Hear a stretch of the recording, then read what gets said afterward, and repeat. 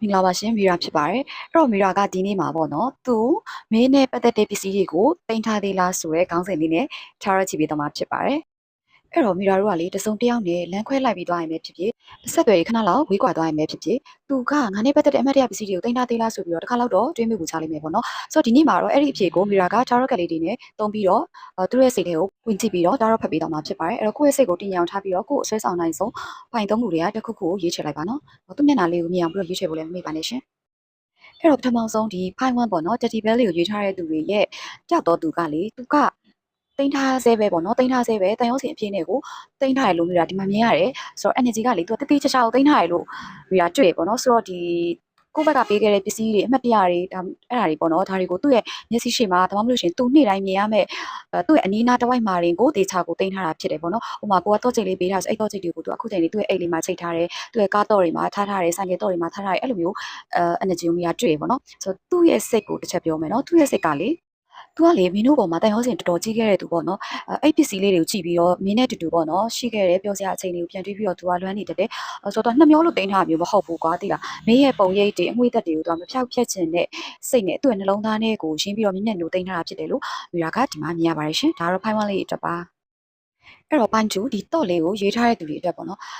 ်မင်းတို့ရဲ့တစ်ဖက်လူကလေနည်းနည်းလေးလျှို့ဝှက်တက်တဲ့သဘောမှရှိတယ်သူကနည်းနည်းလေးသူ့ရဲ့စိတ်ခံစားချက်တွေကိုအပြင်မှာထုတ်ပြလေးမရှိတဲ့သူမျိုးပေါ့နော်ဆိုတော့သူကလေမင်းတို့နဲ့ပတ်သက်တဲ့အမှတ်တရပစ္စည်းတွေကိုတင်ထားလားဆိုရင် yes တင်ထားတယ်မတော်သူ့ရဲ့မျက်စိရှိမှာမထားဘူးเนาะသူ့ရဲ့မျက်စိရှိမှာမထားဘူးတနေရာမှာ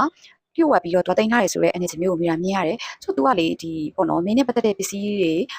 တွေကိုမင်းနဲ့ပတ်သက်တဲ့ပေးထားတဲ့လက်ဆောင်တွေကိုလေသူများမြင်အောင်ပေါ့ပေါ့တင်ထားတာမျိုးမဟုတ်ဘူးเนาะဒီလားသူတီးတန့်ထည့်ထားတယ်ဘာဖြစ်လို့ဆိုတော့သူ့ရဲ့စိတ်ကဘာလဲဆိုပြီးဖတ်ပေးမယ်เนาะသူ့ရဲ့စိတ်ကလေ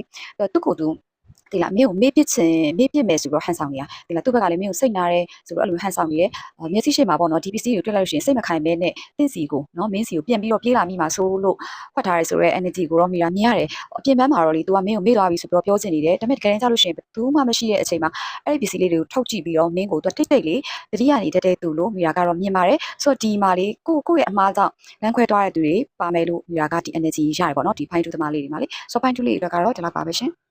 အဲ့တော့ဒီ point 3ပေါ့နော် seashell လေးကိုရေးထားတဲ့အုပ်စုလေးအတွက်ကိုမိတာဖတ်ပေးမယ်အဲ့တော့မင်းတို့ရဲ့တစ်ဖက်လူကလေမင်းတို့ပေးထားတဲ့အမှတ်တရပစ္စည်းတွေမင်းနဲ့သူနဲ့ပတ်သက်တဲ့ပစ္စည်းတွေမှာတချို့ကိုပဲတင်ထားပြီးတချို့တော့စွန့်ပစ်လိုက်ပြီပေါ့နော်သူကလေမင်းနဲ့သူနဲ့အမှတ်တရတချို့သူ့ဘက်ကနေနှုတ်ဆက်လိုက်ပြီဖြစ်တယ်ဆိုတော့အဲ့ဒီထဲမှာသူကတန်ဖိုးရှိတဲ့အရာတချို့ပဲခြံထားပြီးတော့ကျန်တာတွေတော့သူကဖယ်ရှားလိုက်ပြီပေါ့နော်ဆိုတော့သူကမင်းနဲ့ပတ်သက်တဲ့ပစ္စည်းတွေအကုန်လုံးသူသိမထားပါဘူးဆိုတော့ဒီသူ့ရဲ့စိတ်ကိုမိရဖတ်ပေးရမယ်ဆိုတော့သူကနည်းနည်းလေးလက်တွေ့ဆန်တဲ့သူလို့မိရမြင်တယ်သူကပေါ့နော်မင်းတို့နဲ့ပတ်သက်ပြီးတော့အတိတ်ကနေပြီးတော့ရုပ်ထွက်ဖို့မင်းတို့ကို move on လုပ်ဖို့စူးစမ်းနေတဲ့သူဖြစ်တယ်ဆိုတော့မင်းကိုသတိရစေမဲ့ပစ္စည်းတော်တော်များများကိုသူကလေလွတ်ပစ်လိုက်တာမျိုးเนาะဒါမှမဟုတ်ရှင်လုံးဝတခြားသူပေးလိုက်တာမျိုးလုံးဝကွာရှိနေအောင်မရှိတော့သလိုလှစ်လူရှူလိုက်တာမျိုးမျိုးမြင်ရတယ်ဒါပေမဲ့လ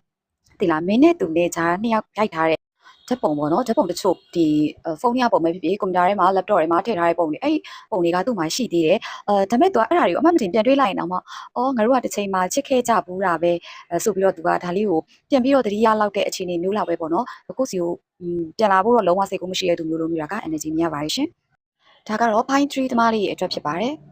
ဒါကတော့ channel reading လေးဖြစ်တဲ့အတွက်အားလုံးနဲ့တော့ 100% မကိုက်ညီနိုင်ပါဘူးဆိုတော့ကိုကလေကိုနဲ့သူနဲ့ရဲ့တီးတန့်ပေါ့နော်ဒီလိုမျိုးအမှတ်တရရေးသိန်းသားသေးလားဆိုရယ် reading လေးကိုဖတ်ချင်တယ်ဆိုလို့ရှိရင်တော့ Mira စီမှာ personal reading အနေနဲ့လာရောက်ဝယ်ယူနိုင်ပါတယ်ရှင်